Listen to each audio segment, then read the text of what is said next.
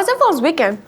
My weekend was regular. My mom was with my kids about cleaning my room. Yo, mine too. Tripping. What's in the air? Nah, you gotta be smart with it. I bribed my little sister to clean mine this weekend for $1. Oh my God, yo, so tell me how Friday after school, I went to go skate with some friends and I saw this cute boy. You already know I had to rizz him up. My sis got game. That's what I'm talking about. What you say to him? Did you get his IG? You already know I did. He seems cool and he had a great vibe.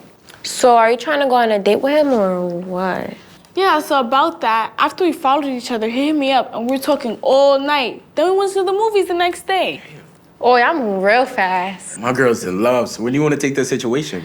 I mean, I feel like I'm moving a bit too fast and I don't want to rush into anything. Makes sense, but you... But I also did invite him to come over to my house later tonight. On some Netflix and chill? I mean, I want to, but I heard there's a lot of sexually transmitted infections out there and I don't want to catch anything. So if anything happens, it can be oral sex. That way we can both stay safe. Yeah, my homie told me this, yo.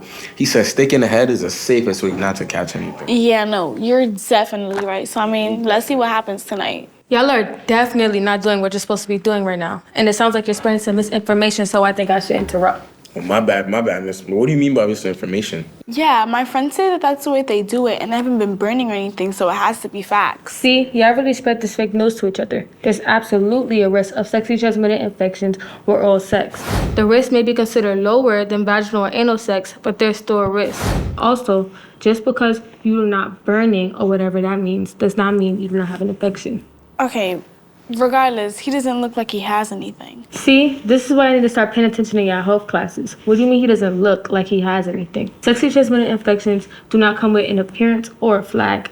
Actually, the most common symptoms for most STIs is no symptom at all. That's why someone who is sexually active should be getting tested regularly to make sure they're not passing on anything unknowingly. Well, what I meant was he doesn't look like he has a lot of bodies, so I should be good, right? Bodies? What do you mean by has a lot of bodies?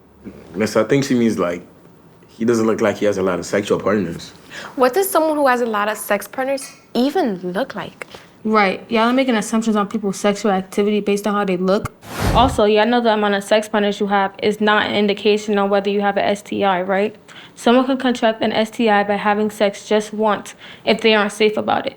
That's why somebody with one partner should be getting tested just as often as somebody with multiple partners. It's all about implementing safer sex practices. Okay, so how do we stay safe then, Miss Frogs? Great question. Oh, I know one.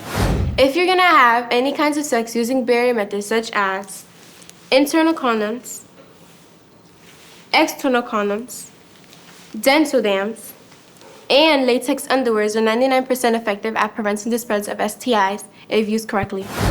Yes, that's correct. Also... Oh, I know. The second one is making sure that you and your partner are communicating about whether or not you guys are having other sexual partners and making sure to get tested regularly. Right. For example, for gonorrhea and chlamydia, it's recommended to get tested every 3 months, for syphilis once a year, or if you have any symptoms, and HIV every 6 months to a year. Hold up, wait a minute. I heard HIV was only for gay people, and I'm not gay, so I won't catch that, right? Bro, what? HIV is not only for gay people. HIV is transmitted through 4 different ways. Through vaginal fluid, through semen, through blood, and through breast milk.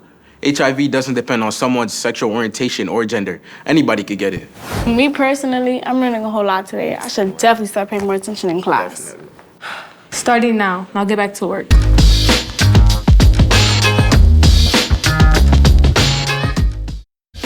Your sexual and reproductive health matters. To access more information, support, or services, you can visit either of our clinic locations, either in the Bronx or in Harlem. Your visit is completely confidential, and all of the services that we provide are low to no cost to you. Some of our services include Birth control, free condoms, pregnancy tests and options counseling, emergency contraceptives such as Plan B and Ella, STI testing and treatment, HIV testing and risk reduction counseling, mental health services, physical exams, and dental services.